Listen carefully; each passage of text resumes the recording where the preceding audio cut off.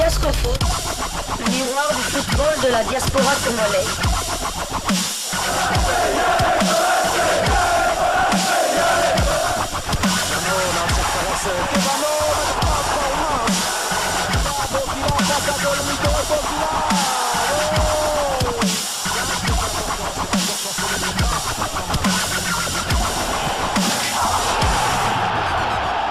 Diascofoot, le miroir du football de la diaspora congolaise.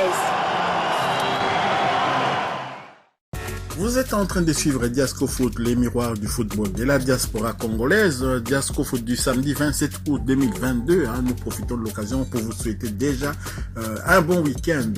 Un bon week-end et surtout restez branchés sur Diascofoot.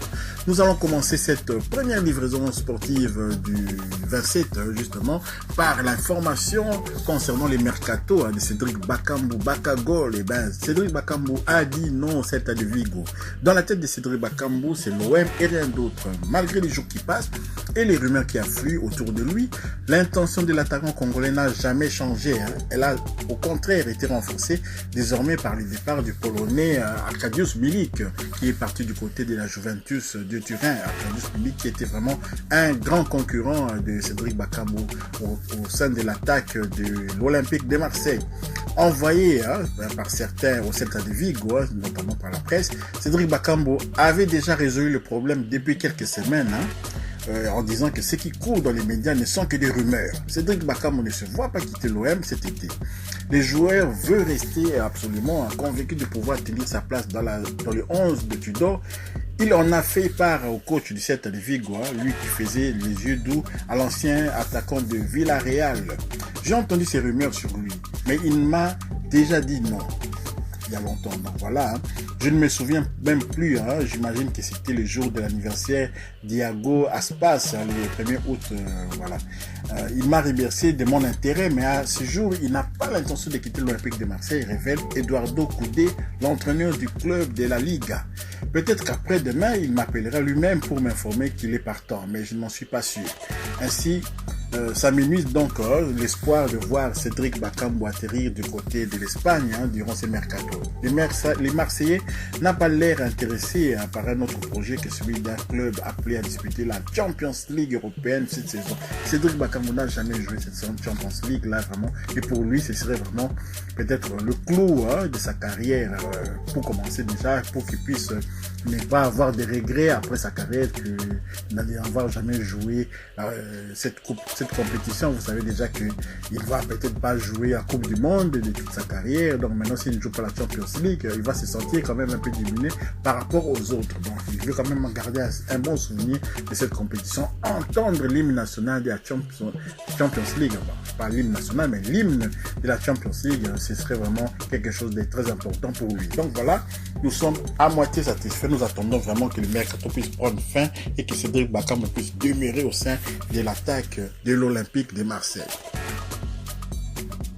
À présent, parlons de l'UEFA, de la Conférence League et la Liga Europa également. Il y a eu des tirages au sort, mais avant de parler de tirage au sort, nous voulons un peu revenir sur un petit dernier résultat qui concernait un international congolais. Il s'agit de Jonathan Okita et son club, le Football Club de Zurich, qui s'est rendu à Édimbourg, en Écosse, pour affronter les Écossais de Hearts of Midlothian. Donc voilà, au match aller, cette formation de Zurich s'était imposée par le plus petit score, 2 buts à 1, et puis on gardait quand même l'espoir que cette formation pouvait quand même résister du côté de l'Écosse. Vous savez, les Écossais, leur football là très engagé, on pensait que quand même la formation de Zurich pouvait résister, d'autant plus que avec le changement de la règle du but marqué à l'extérieur, donc même si la formation écossaise avait marqué un but gagné par 1-0, donc ils n'étaient pas éliminés, ils étaient certains que les Écossais étaient obligés de gagner par 2 buts d'écart au moins, donc pour se qualifier. Et donc les Écossais avaient très bien préparé cette rencontre, ils avaient vraiment dressé les tableaux, les points forts et les points faibles de la formation de Zurich, pour pouvoir mieux contrer cette formation et pouvoir espérer une qualification. Notre Jonathan Okita, notre international, de fait prendre part également à cette rencontre-là. Et donc voilà, Ils ont réussi quand même à s'imposer, 0-1 en Écosse là-bas. Et vous voyez un peu la communion qu'il y avait eu entre le public, le grand public de Zurich qui s'était déplacé en Écosse pour assister à cette rencontre. Là, vraiment, c'est rare de voir autant de supporters se déplacer comme ça par avion pour arriver jusqu'en Écosse pour soutenir le FC Zurich afin qu'ils puissent accéder à la phase de poule. Vous savez que le FC Zurich est quand même champion de Suisse. Ils ont terminé à la première place de ce championnat. Normalement, ils devaient jouer la Champions League, mais il y a eu leur élimination pendant les préliminaires de cette compétition et ils se retrouvent donc en Europa League directement dans la phase de poule, gagnés sur les terrains. Ils ont gagné cette place sur les terrains en battant les Écossais de Hearts of Midlothian au match aller comme au match retour. À présent, parlons du tirage au sort quand même de cette Europa League, la phase de poule. La formation de Zurich tombe dans le groupe A. Donc dans le groupe A, Jonathan Okita va affronter Arsenal, les PSV Eindhoven et les Norvégiens de Bodo Glimt. Ça ne sera pas une tâche facile, soyez-en sûrs, parce que même la formation de Bodo Glimt, là, ce n'est pas vraiment une faible équipe. Vous savez la saison dernière, comment cette formation s'était imposée contre l'AS Rome et le PSV Eindhoven. Vous connaissez le football total, le football hollandais. Et Arsenal, actuellement, ils pètent aussi la forme. Donc voilà, c'est une bonne chose aussi pour Jonathan Okita, qui était sur le banc dans ces matchs-là. Le match retour contre Hearts of Midlothian, c'est une très bonne chose pour notre international qui va pouvoir se frotter maintenant peut-être à l'élite. C'est toujours une bonne chose pour qu'il puisse progresser, pour qu'il puisse s'améliorer, pour gagner en confiance. Et quand il va venir en équipe nationale, ça sera sans complexe, en sachant qu'il a joué quand même contre Arsenal, il a joué contre le PSV Eindhoven. Pourquoi il aurait-il peur de Comoriens, par exemple? Pourquoi aurait-il peur des Ivoiriens qui jouent à Crystal Palace et des clubs pareils? Donc voilà, félicitations à Jonathan Okita. Et puis on va suivre à la lettre le groupe A de cette Europa League. Terminons ces premières livraisons de Diasco Foot du 27 août 2022 par toujours l'Europa League. Il y a des tirages aussi concernés un autre international congolais. Il s'agit de notre international créole, Samuel Moutoussamy, qui avait son club, le FC Nantes, qui en tant que vainqueur de la Coupe de France attendait directement d'entrer le tirage au sort de la phase de poule de l'Europa League pour connaître son adversaire. Donc vainqueur de la Coupe de France, le Football Club de Nantes de l'international congolais, Samuel Moutoussamy a directement été qualifié pour la Ligue Europa League. À l'issue du tirage au sort effectué le vendredi dernier, le club français CA Constantini. En phase des groupes de la C3 de l'UEFA, les Canaries se frotteront aux Grecs de l'Olympiakos du Pirée, aux Azerbaïdjanais de Karabakh et aux Allemands de Freiburg. Tous logés dans le groupe G, dans une casquette de vainqueur de la Coupe de France, le club en Antoine Comboiré, que l'on qualifierait des pièges. Donc cette poule quand même, c'est un peu piège parce que Karabakh, là, il regorge beaucoup de Brésiliens.